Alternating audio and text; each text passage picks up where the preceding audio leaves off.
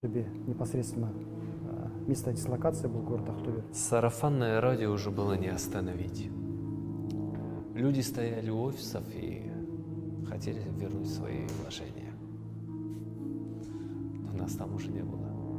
Ну, когда вот этот начался, этот шум, все, сотрудники полиции, конечно, естественно, приезжали, офисные помещения везде, по всей области проводили там обысковые мероприятия, осмотры, изъявляли все бухгалтерской документации, договора, которые заключали с вкладчиками. В некоторых офисах, на территории офисных помещений оставались еще эти автомашины, которые они не успели реализовать. Эти все имущества были изъяты, вот документация все были изъяты, по всем этим документациям проводились в дальнейшем судебно-экономические экспертизы, бухгалтерские экспертизы. Аудиторские проверки проводились. Признано потерпевшим более 17 тысяч граждан. Сумма ущерба составляет более 30 миллиардов тенге.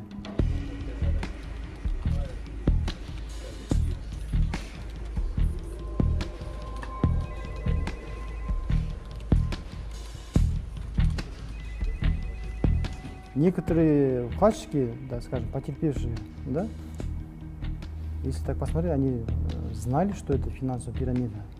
И осознанно туда шли, вкладывали свои деньги. Ну, каждый человек хотел там сорвать куш, так скажем, да, хотел первоначально вложиться и до закрытия получить прибыль, то есть большую сумму заработать.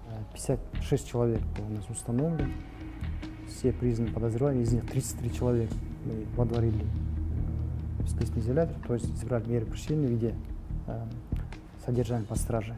7 человек в розыске был.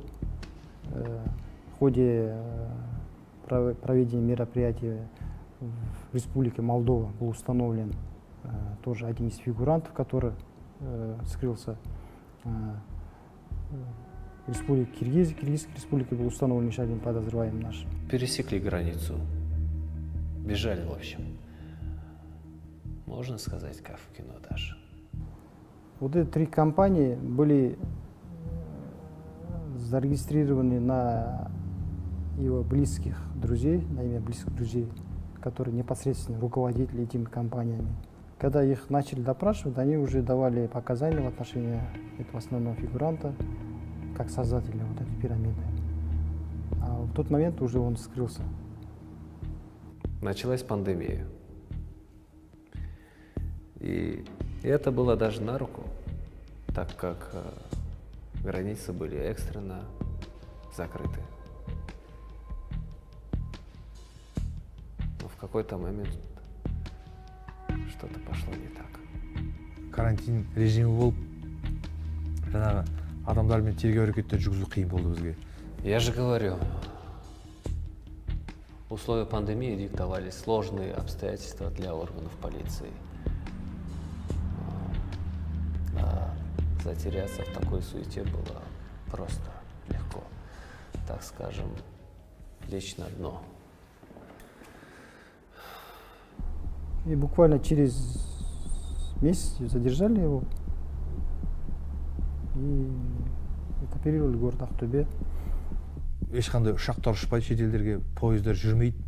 Бірақ қылмыстың ізін суытпай, қылмыскерлерді жеткіземіз деп сол мақсатта министрдің нұсқауымен өзіміздің қызметтік самолетті алып, біздің қызметкерлер Молдова еліне барды, Украина елі бар, Ресей бар, Молдова бар. Сол кісілердің әуе көлемдерінен өту үшін рұқсат алып, біз арнайы топты сол Молдоваға жіберіп, ұлттық қауіпсіздік комитет қызметкерлерімен бірлесе жұмыс істеп, сол елден де осында қылмыскерлерді жеткіздік, елге қамауға алдық. Все произошло быстро и неожиданно. Расскажите подробнее, как вас задержали? А нечего рассказывать. Всему виной это гребаная пандемия. Пандемия жоқ кезінде, ауру жоқ кезінде, олар жеткізу үшін бізде бірнеше ай уақыт алады. Экстрадициялық материал жолдап, өзіміздің келісімдер бар ғой шетелдермен.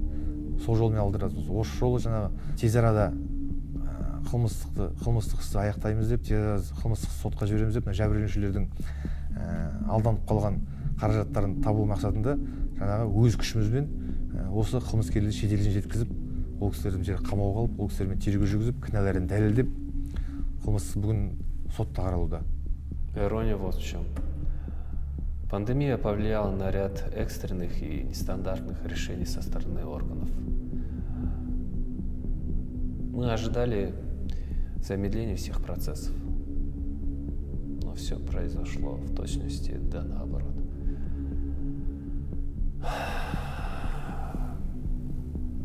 Я даже не знаю, у кого там зыкнуло в голове, что нужно рискнуть всем здоровьем и пересечь границу, схватить меня. Но в итоге они провернули эту операцию.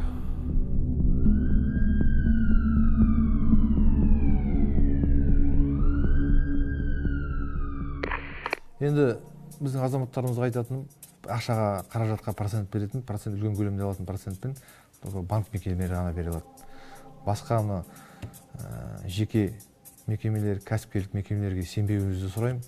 Егер ондай жағдайлар болса, ол мекемелерге барып, қаражаттарын сұрап, лицензия дейміз ғой, лицензияларын қарап, уставтарын қарап, барлық құжаттарын қарап, содан кейін ғана бұл мекемелермен іс араласуға кеңес беремін.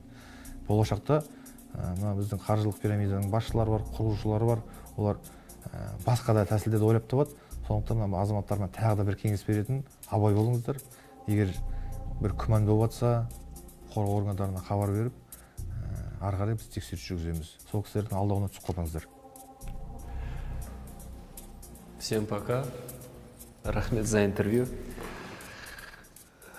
Увидимся лет через 25.